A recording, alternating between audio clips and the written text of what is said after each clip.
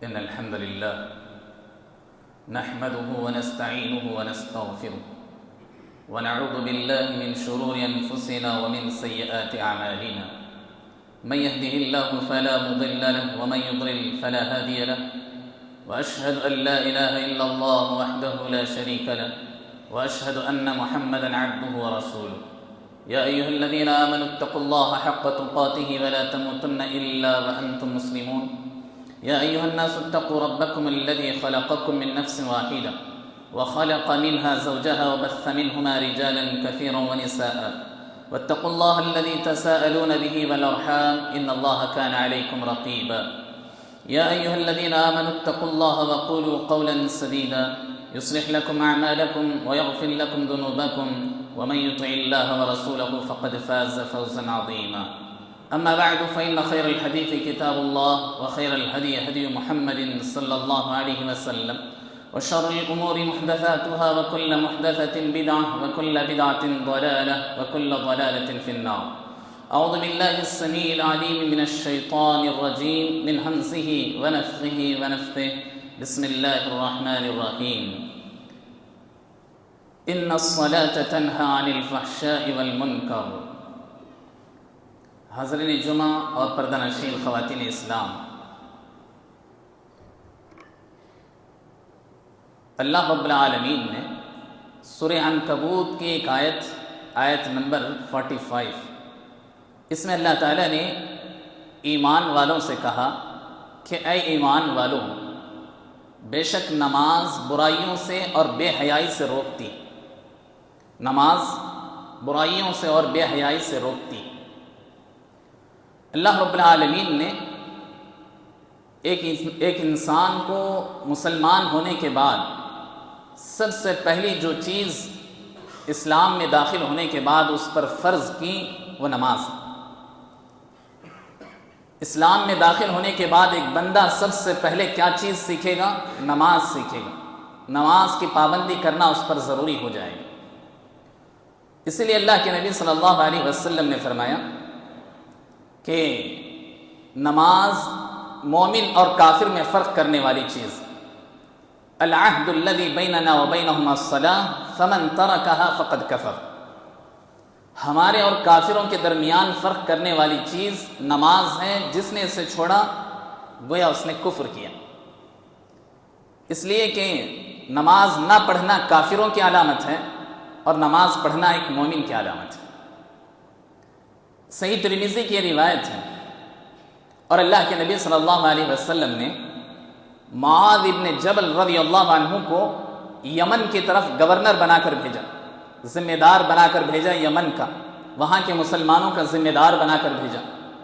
اور بھیجتے ہوئے اللہ کے نبی صلی اللہ علیہ وسلم نے کہا وہاں بہت سارے لوگ غیر مسلم یہود و نصارہ کی تعداد پائی جاتی، انہیں جا کر اللہ رب العالمین کی توحید کی دعوت دینا، اسلام کی دعوت دینا۔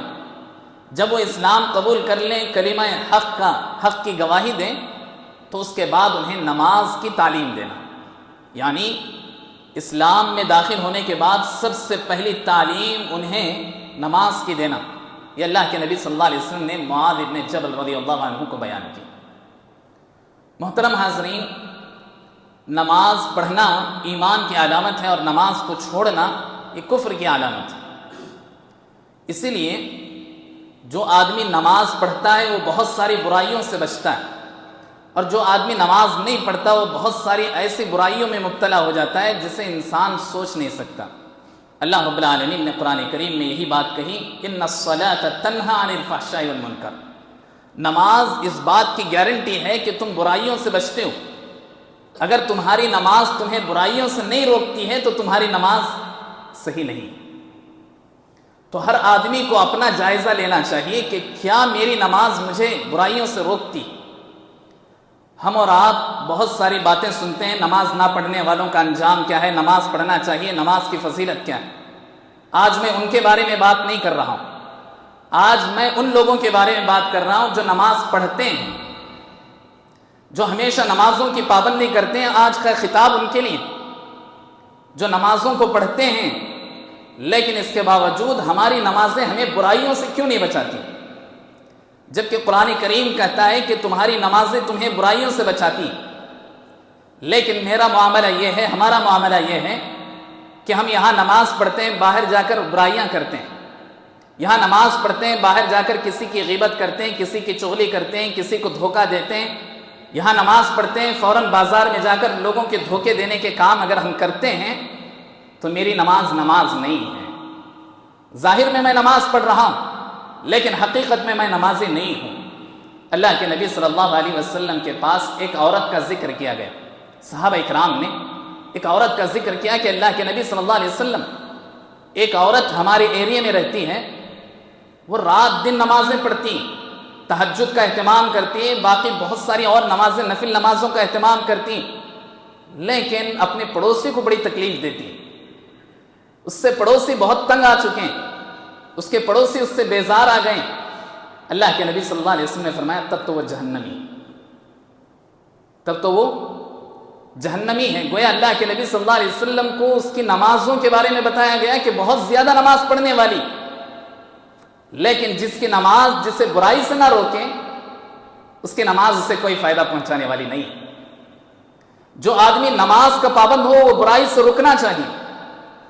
اگر میری نماز مجھے برائی سے نہیں روکتی ہے تو میری نماز میں کہیں نہ کہیں فالٹ ہے، کہیں نہ کہیں میری نماز میں غلطی. میں 30 سال سے نماز پڑھ رہا ہوں، آپ 40 سال سے نماز پڑھ رہے ہیں، کوئی 50 سال سے نماز پڑھ رہا ہے، لیکن اس کے باوجود نماز پڑھتے ہی آدمی برائی کی طرف کیوں جاتا ہے یا برائیاں وقت پر کرنے کیوں لگتا ہے؟ یہ سوچنے کی بات ہے، یہی چیز سمجھنے کی بات ہے. حضرت عمر رضی اللہ عنہ کا جب دور خلافت تھا، امیر المومنین جب بنائے گئے تو حضرت عمر رضی اللہ عنہ مختلف علاقوں کا ایک ایک امیر بناتے تھے، ایک ایک چیز پر ایک ایک ذمہ دار آدمی کو مقرر کرتے تھے. جس آدمی کو بھی ذمہ داری دینا ہوتا یہ نہیں دیکھتے کہ اس کے اندر کیا ایبیلٹی، سب سے پہلی چیز جو دیکھتے وہ یہ دیکھتے تھے کہ کیا یہ شخص جس کو میں ذمہ دار بنا رہا ہوں نماز کا پابند ہے کہ نہیں. اگر وہ آدمی نماز کا پابند ہے تو اسے ذمہ داری دیتے تھے، اگر نماز کا پابند نہیں تو اس کے اندر کتنی بھی قابلیت کیوں نہ ہو، کتنا ہی ٹیلنٹ کیوں نہ ہو، اس کا کتنا ہی ایکسپیرینس اسے کیوں نہ ہو، پھر بھی حضرت عمر رضی اللہ عنہ اس سے ذمہ داری نہیں دیتے تھے. کیوں؟ اس لیے کہتے تھے، حضرت عمر رضی اللہ عنہ کہا کرتے تھے کہ فمن ضیعها فهو لما هو اضیع، کہ جو آدمی نماز کو ضائع کرتا ہے لازماً وہ اپنے عہدے میں امانت دار نہیں ہو سکتا، اپنی ذمہ داری کو وہ امانت داری کے ساتھ ادا نہیں کر سکتا. جو اللہ رب العالمین کا حق امانت داری کے ساتھ ادا نہ کرے تو ذمہ داری اس بل بوتے پر دیتے تھے کہ وہ آدمی نمازی ہے کہ نہیں. نمازی ہے تو اسے ذمہ دار بنایا جائے، نمازی نہیں تو اسے ذمہ دار نہیں بنایا جائے گا. کسی بھی چیز کا ذمہ دار، صرف دینی معاملات میں نہیں، آدمی اگر دنیاوی معاملات میں بھی نماز کی پابندی کو اہمیت دے تو یقیناً اس کی زندگی میں برکت ہوگی. حاضرین، نماز کا معاملہ کیسا ہے معلوم؟ نماز نہ پڑھنے والے تو یقیناً بہت بڑی برائی میں ہیں، بہت زیادہ خسارے میں. جو نماز پڑھ رہے ہیں آج ان کی بات ہم کر رہے ہیں. نماز کا معاملہ دوا کی طرح ہے، میڈیسن کی طرح. ایک ڈاکٹر کسی بھی آدمی کو اس کی بیماری کی وجہ سے میڈیسن دیتا ہے تو 2 باتیں بہت لازماً کہتا ہے، 2 باتیں اسے بتائی جاتی ہیں اور 2 باتوں کی پابندی اسے ضروری ہو جاتی ہے. ایک یہ کہ وہ دوا کو ٹائم پر لے، ایک یہ کہ وہ دوا کو وقت پر لے گا تو ہی اسے وہ دوا فائدہ پہنچائے گی. دوسرا یہ کہ اسے پرہیز بتایا جاتا ہے کہ تمہیں فلاں چیز نہیں کھانی. کیوں؟ اس لیے کہ اگر تم فلاں چیز بھی کھاؤ گے اور دوا بھی کھاؤ گے تو اس دوا کے پاور کو، اس دوا کے اثر کو، اس دوا کے ایفیکٹ کو وہ ضائع کر دیتی ہے، ختم کر دیتی ہے. مثال کے طور پر کوئی آدمی شوگر کی گولی بھی کھائے اور ساتھ ہی ساتھ وہ سب چیزیں بھی کھاتے رہے تو اسے وہ دوا فائدہ نہیں پہنچاتی. یہی معاملہ ہماری نماز کا ہے. ہماری نماز کا یہی معاملہ ہے کہ ہمیں نماز کو تمام ارکان و واجبات کے ساتھ ادا کرنا چاہیے اور ساتھ ہی ساتھ ہر اس چیز سے ہم اپنے آپ کو بچانا چاہیے جس سے ہماری نماز کا اثر ختم ہو جائے، جس سے ہماری نماز کا افیکٹ ختم ہو جائے، جس سے ہماری نماز کی نیکیاں ختم ہو جائیں.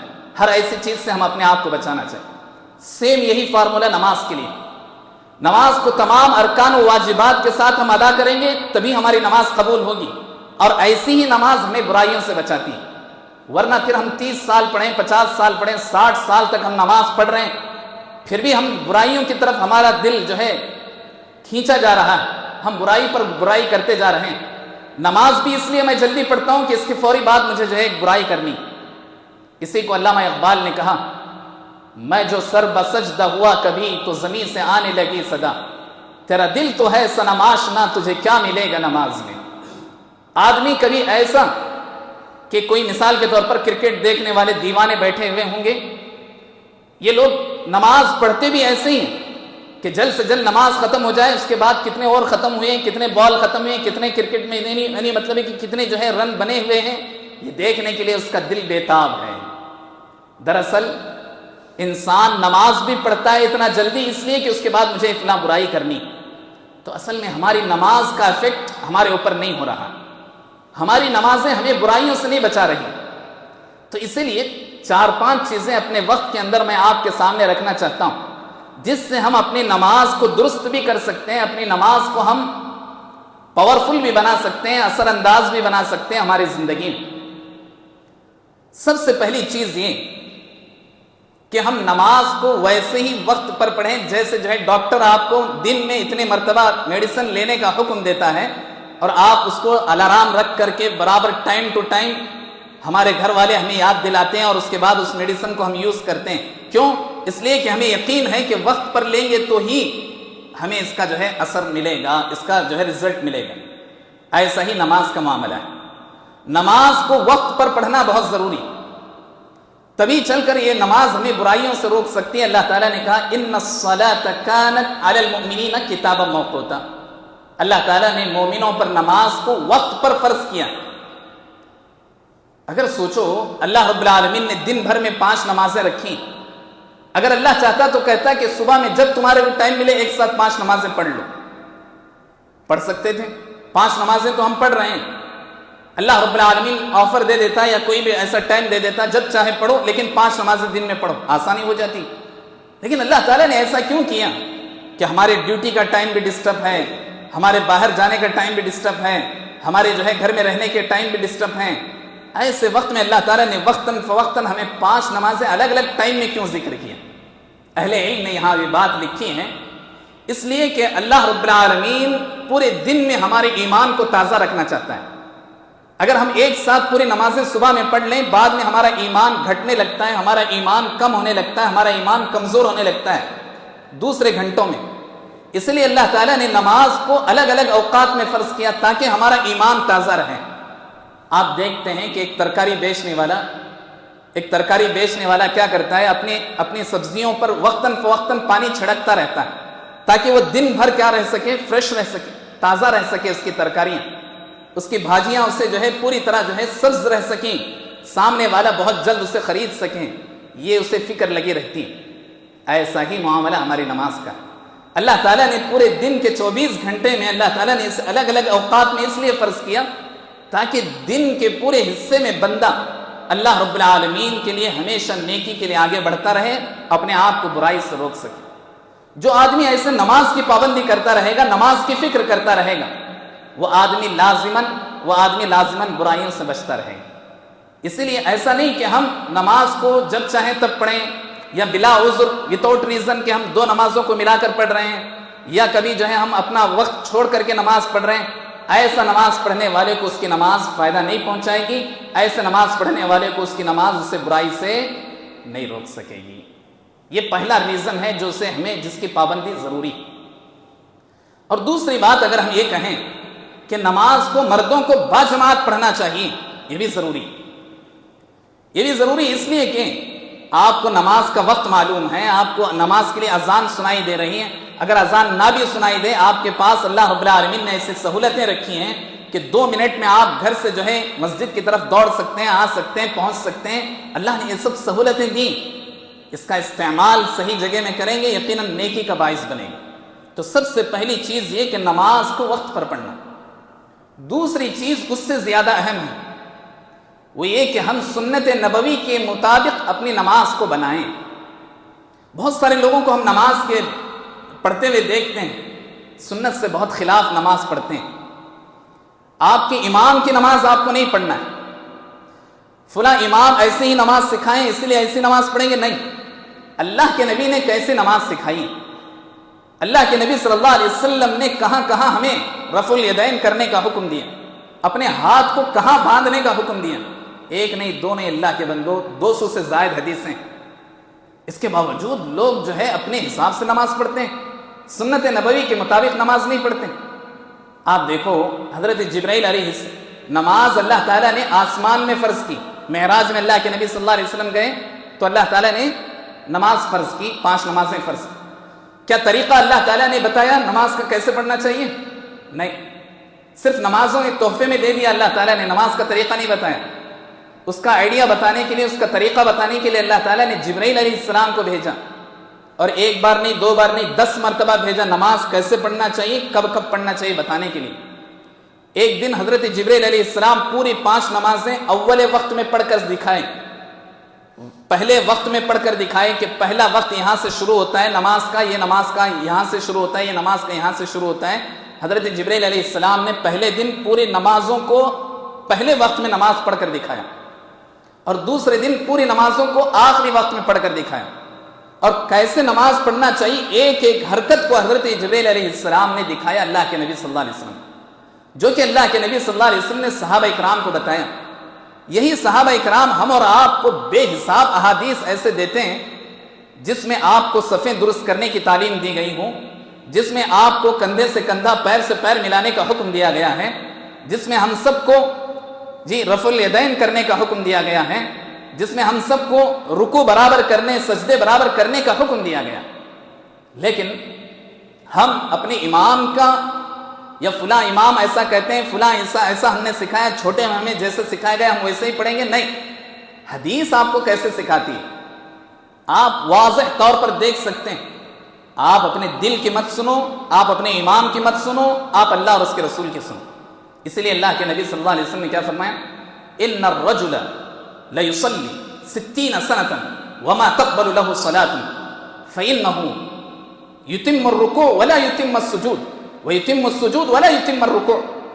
اللہ کے نبی صلی اللہ علیہ وسلم نے فرمایا، السلسلۃ الصحیحہ کی روایت ہے، یاد رکھیں کہ اللہ کے نبی صلی اللہ علیہ وسلم نے فرمایا ایک آدمی 60 سال تک نمازیں پڑھتا ہے، ایک آدمی 60 سال تک نمازیں پڑھتا ہے. اللہ کے نبی صلی اللہ علیہ وسلم فرماتے ہیں فما تقبل له صلاة، ایک بھی نماز اس کی قبول نہیں، ایک بھی نماز اللہ رب العالمین کے دربار میں اس کی ایکسپٹ نہیں ہوئی.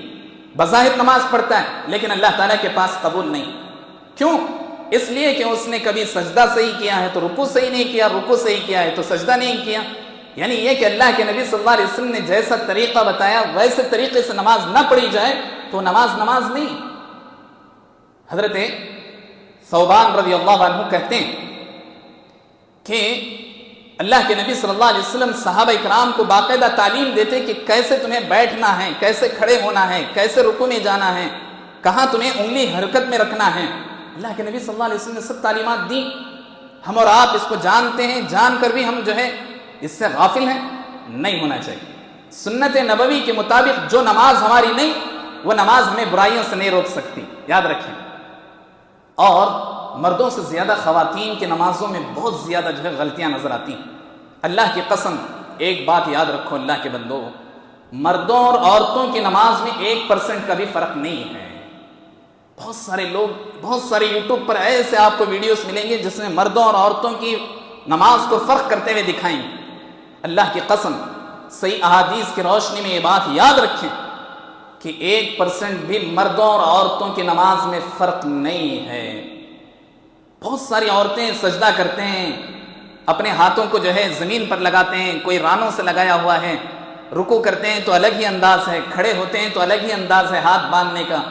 دراصل اللہ کے نبی صلی اللہ علیہ وسلم کی نماز کو انہوں نے صحیح طور پر جانا نہیں.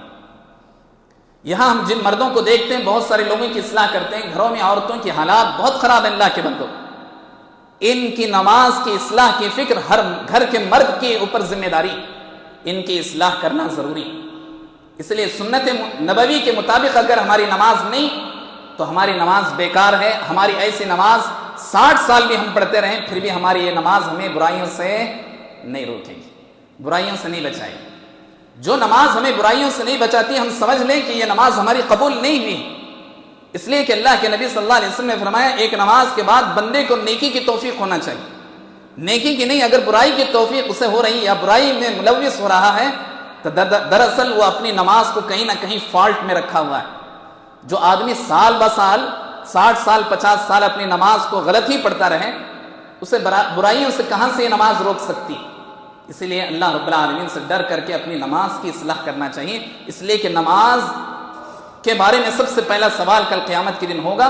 اگر اس میں ہم کامیاب تو باقی تمام سوالوں میں کامیاب ہو سکتے ہیں، اگر پہلے ہی سوال میں ہم اٹک گئے تو پھر باقی سوالات ہمارے لیے آسان نہیں ہو سکتے۔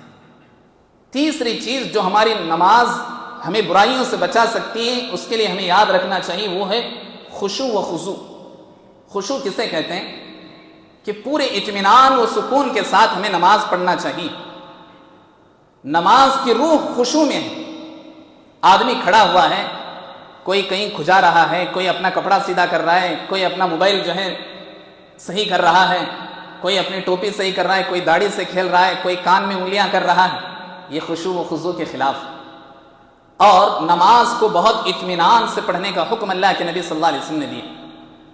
حضرت ثوبان رضی اللہ عنہ کہتے ہیں کہ ہم اللہ کے نبی صلی اللہ علیہ وسلم کے ساتھ بیٹھے ہوئے تھے کہ ایک آدمی آیا، جلدی جلدی مسجد کے اندر آیا اور آ کر اس نے جو ہے نماز پڑھی، اور نماز پڑھنے کے بعد اللہ کے نبی صلی اللہ علیہ وسلم کی مجلس میں حاضر ہوا، سلام کیا اور بیٹھ گئے۔ اللہ کے نبی صلی اللہ علیہ وسلم نے کہا ارجع فصلی فإنک لم تصلی، چلے جاؤ جا کر پھر سے نماز پڑھو، اس لیے کہ تم نے نماز نہیں پڑھی۔ نماز اس نے پڑھی، اللہ کے نبی نے دیکھا، لیکن پھر بھی اللہ کے نبی کہہ رہے ہیں کہ جاؤ تم نے نماز نہیں پڑھی، نماز پڑھو۔ وہ شخص گیا، اللہ کے نبی صلی اللہ علیہ وسلم کے حکم پر پھر سے نماز پڑھی، پھر سے آیا، آ کر پھر بیٹھ گیا، سلام کیا، بیٹھ گیا۔ اللہ کے نبی صلی اللہ علیہ وسلم نے پھر کہا ارجع فصلی فإنک لم تصلی، 2 مرتبہ اس نے نماز پڑھ لی، پھر بھی اللہ کے نبی کہہ رہے ہیں تم نے نماز نہیں پڑھی، جاؤ نماز پڑھو۔ اس شخص نے کہا اللہ کے نبی اب اس سے اچھی نماز مجھے پڑھنے نہیں آتی، اب آپ مجھے سکھائیے کہ مجھے کیسے نماز پڑھنا چاہیے۔ آپ دیکھ رہے ہیں کہ میں نے نماز پڑھی، پھر بھی آپ کہہ رہے ہیں نماز نہیں پڑھی، تو اس کا مطلب یہ ہے کہ جس نے اطمینان و سکون کے ساتھ، خشوع و خضوع کے ساتھ رکوع اور سجود کو پورے اطمینان کے ساتھ اور ایک سجدے کے بعد برابر اطمینان کے ساتھ نہ بیٹھے، اس کی نماز گویا اس نے نماز پڑھی ہی نہیں، اس نے نماز مکمل کی ہی نہیں۔ اسی لیے ہمیں اللہ سے ڈرتے ہوئے فرض نماز ہی پڑھو کافی ہے، لیکن اطمینان و سکون کے ساتھ اور جو ہے ہمارے خشوع و خضوع کے ساتھ نماز پڑھنا چاہیے۔ اللہ کے نبی صلی اللہ علیہ وسلم کے پاس ایک شخص آیا، آ کر اس نے کہا اللہ کے نبی کوئی نصیحت کیجیے، کوئی مجھے نصیحت کر دیجیے، اچھی کوئی ایڈوائس دے دیجیے، چھوٹی سی نصیحت کیجیے۔ تو اللہ کے نبی صلی اللہ علیہ وسلم نے فرمایا اذا قمت الى الصلاة اذا قمت في صلاتك صل صلاة مودع۔ اللہ کے نبی صلی اللہ علیہ وسلم نے فرمایا جب تم نماز کے لیے کھڑے ہو جاؤ تو ایسی نماز پڑھو گویا تم نے آخری نماز پڑھنی، یعنی تمہاری زندگی کی آخری نماز ہے، یہ سوچ کر تم پڑھو تو تمہاری نماز میں خشوع آئے گا، تمہاری نماز میں اطمینان آئے گا، تمہاری نماز میں مزہ آئے گا، لذت تمہیں ملے گی۔ صلی صلاۃ مودع، ہر نماز کو بندہ ایسا پڑھنا چاہیے کہ شاید اس کے بعد میری موت ہے اور مجھے اللہ سے ملاقات کرنی۔ ایسی نماز اگر ہم پڑھیں گے خشوع کے ساتھ، ایسی ہی نماز ہماری قبول ہو سکتی۔ چوتھا کام جو کرنا چاہیے ہماری نمازوں کو ہمیں برائی سے بچانے کے لیے، جو نمازی ہیں ان کے لیے، وہ یہ کہ ہمیں مداومت کے ساتھ نماز پڑھنا چاہیے، پابندی کے ساتھ نماز پڑھنا چاہیے۔ ایسا نہیں کہ آج صبح میں ہماری آنکھ نہیں کھلی اس لیے ہم نے نماز نہیں پڑھی، ظہر میں ٹائم ملا آ کر نماز پڑھ لی، عصر میں باہر گئے تھے نماز نہیں پڑھے، مغرب میں آئے تو مغرب میں جو ہے عشاء کے ساتھ، یا عشاء میں آئے تو مغرب کے ساتھ پڑھ لیے، ایسا نہیں، کوئی پڑھے کوئی چھوڑے، ایسا نہیں ہونا چاہیے، بلکہ نماز کو پابندی کے ساتھ پڑھنا چاہیے۔ ایسی ہی نماز ہمیں برائیوں سے روک سکتی ہے جو نماز ہم پورے 5 وقت کی نماز پڑھیں، ہمیں ٹائم ملے تو پڑھ لیں، نہیں ملے تو چھوڑ دیں۔ ہم کئی لوگوں سے پوچھتے ہیں آج نماز میں نہیں دکھے، کہتے نہیں فلاں سائٹ پہ گیا تھا اس لیے نماز میں آ نہیں سکا، اب پڑھے نہیں، ابھی نہیں، بعد میں پڑھتا ہوں۔ اللہ کے نبی صلی اللہ علیہ وسلم نے فرمایا تمہاری نماز تمہیں برائیوں سے نہیں بچائے گی۔ کوئی نماز ہم نے پڑھ لی، کوئی نماز چھوڑ دی، تو یقیناً ایسی نماز ہمیں برائیوں سے نہیں بچائے گی جو نماز میں ہم جو ہے پورے 5 وقت کی نماز ادا نہ کریں۔ پورے 5 وقت کی جو شخص نماز ادا کرتا ہے اسی کو اس کی برائیوں سے اللہ رب العالمین اس نماز کے ذریعے سے روکتا ہے۔ ایک اور آخری چیز آپ یاد رکھیں، نماز کو پورے اطمینان و سکون کے ساتھ پڑھنا چاہیے۔ اللہ کے نبی صلی اللہ علیہ وسلم نے اس کی بہت تعلیم دی کہ تمہیں نماز کو پورے اطمینان و سکون کے ساتھ پڑھنا چاہیے۔ اللہ کے نبی صلی اللہ علیہ وسلم نے ایک مرتبہ چور کا ذکر کرتے ہوئے کہا، سب سے بڑا چور وہ ہے الذی یسرق فی صلاتہ، سب سے بڑا چور وہ ہے جو نماز میں چوری کرتا ہے۔ صحابہ اکرام نے کہا، وکیف یسرق یا رسول اللہ، اللہ کے نبی ایک نمازی نماز پڑھنے والا نماز میں کیسے چوری کرتا ہے؟ تو اللہ کے نبی صلی اللہ علیہ وسلم نے یہی بات بیان کی کہ آدمی کبھی رکوع صحیح کرتا ہے، کبھی رکوع صحیح نہیں کرتا، کبھی سجدہ اچھا کرتا ہے، کبھی رکوع برابر نہیں کرتا۔ دراصل یہ نماز کا چور ہے، اور سب سے بڑا چور ہے جو آدمی نماز کی پابندی میں نماز تو پڑھتا ہے، 5 وقت کی نماز تو ادا کرتا ہے، لیکن نماز کو اگر اس کے طریقے سے اطمینان و سکون کے ساتھ ادا نہ کریں تو اللہ کے نبی صلی اللہ علیہ وسلم نے فرمایا وہ آدمی نماز کا چور ہے، اسے اپنی چوری سے باز آ جانا چاہیے۔ اور ایسے لوگوں کو اللہ رب العالمین ان کی نمازوں کا کوئی فائدہ نہیں پہنچاتا۔ اسی لیے اللہ کے نبی صلی اللہ علیہ وسلم نے فرمایا کل قیامت کے دن تمہاری نمازوں کو گنا نہیں جائے گا کہ تم نے کتنے نفل نمازیں پڑھی، کاؤنٹنگ نہیں ہوگی، وہاں صرف میزان ہوگا، تولا جائے گا۔ اگر تم نے 2 رکعت بھی نفل نماز پڑھی فرض نماز کے ساتھ ساتھ تو یہ نماز تمہیں فائدہ پہنچائے گی، اس کے مقابلے میں کہ آپ نے 10-20 رکعت نماز پڑھی دن میں لیکن اطمینان کے ساتھ نہیں پڑھا۔ کاؤنٹنگ آپ کی بڑی ہے، 20 رکعت آپ نے دن میں پڑھی، ایک آدمی 2 رکعت پڑھا۔ اللہ کے نبی صلی اللہ علیہ وسلم فرماتے ہیں کل قیامت کے دن تمہارے اعمال کو تولا جائے گا، گنا نہیں جائے گا، کاؤنٹنگ نہیں ہوگی، رکعتوں کی کاؤنٹنگ نہیں ہوگی، وہاں صرف تولا جائے گا کہ تمہاری نماز میں روح کتنی ہے، تمہاری نماز میں خشوع و خضوع کتنا ہے، تمہاری نماز کی پابندی میں تم نے کیسے سنت نبوی کے مطابق ادا کی کہ نہیں۔ اسی طرح نماز میں اطمینان و سکون کو حاصل کرنے کے لیے اہل علم نے کہا کہ ہر نماز سے پہلے سنتیں رکھی گئیں، فجر ہو، ظہر ہو، عصر ہو، مغرب ہو، عشاء ہو، آپ دیکھیں ہر نماز سے پہلے سنتیں رکھی گئیں۔ اطمینان و سکون کے ساتھ آدمی جب آئے گا تو ہی وہ آدمی جو آدمی نفل نماز پڑھ کر سکون سے بیٹھے گا یا اللہ رب العالمین کو یاد کرتا رہے گا، وہی آدمی سکون و اطمینان کے ساتھ فرض نماز کو ادا کر سکتا ہے۔ بہت سارے لوگوں کو دیکھا جاتا ہے، بہت سارے نمازوں میں ایسا ہوتا ہے کہ 2-3 لوگ یہاں کھڑے رہتے ہیں اقامت میں، نماز ختم ہونے کے بعد دیکھیں 2-2 صف ہو گئے رہتے مکمل، گویا 4 آدمی یہاں کھڑے ہیں اور 40 آدمی کب آئے ہیں؟ 1 رکعت کے بعد یا نماز کھڑے ہونے کے بعد، سورہ فاتحہ ختم ہونے کے بعد، 2 رکعت کے بعد، 3 رکعت کے بعد۔ یہ اصل میں ہمارے نماز کی غفلت ہے۔ اللہ کے نبی صلی اللہ علیہ وسلم کے صحابی حضرت ابو قتادہ رضی اللہ عنہ کہتے ہیں کہ اللہ کے نبی صلی اللہ علیہ وسلم نے ایک مرتبہ دیکھا کہ ہم نماز پڑھ رہے ہیں، پیچھے سے کھسٹ پسٹ کی آواز آ رہی، کھسٹ پسٹ کی آواز یعنی چلنے پھرنے کی یا کوئی چیز اٹھانے رکھنے کی آواز آ رہی۔ اللہ کے نبی صلی اللہ علیہ وسلم نے نماز ختم ہونے کے بعد پوچھا تم لوگ کیا کر رہے ہیں؟ کہا اللہ کے نبی نہیں، ہم لوگ نماز میں تھوڑا لیٹ آئے تو ادھر ادھر بھاگ دوڑ کر کے اپنی نماز اپنی صف کو درست کر رہے تھے، صحیح کھڑے ہو رہے تھے۔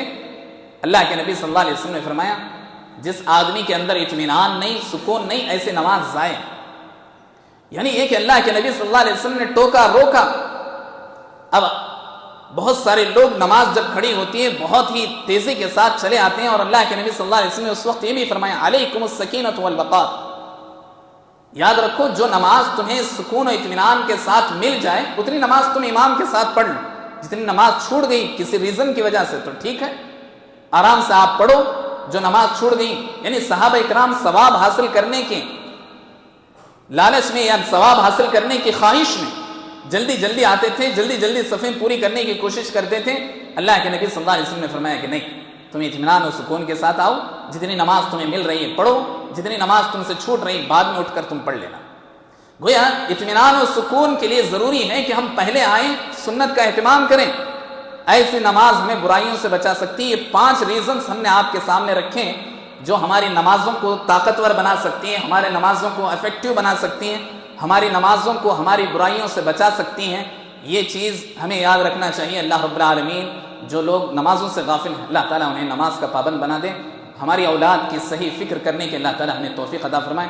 جیسے ہم دنیا کی فکر کرتے ہیں، ان کے آخرت کی اور ان کے جہنم سے بچانے کی فکر بھی والدین کو کرنے کے اللہ رب العالمین توفیق عطا فرمائے. ہمارے خواتین کو صحیح طور پر عبادت کے طریقوں کو سیکھنے، سمجھنے اور جو ہے زندگی میں عمل کرنے کی توفیق عطا فرمائے. اللہ تعالیٰ جہاں بھی مسلمان پریشان حال ہیں اللہ تعالیٰ ان کی پریشانیوں کو ختم فرمائے. جو بھی مقروض ہیں اللہ تعالیٰ ان کی قرض کی ادائیگی کو پورا فرمائے. ہم میں جو بھی یہاں بیمار بیٹھے ہیں مرد و خواتین، بچوں میں یا جہاں بھی جو بھی ہاسپٹل وغیرہ میں ایڈمٹ ہیں اللہ تعالیٰ انہیں شفا بھی عطا فرمائے.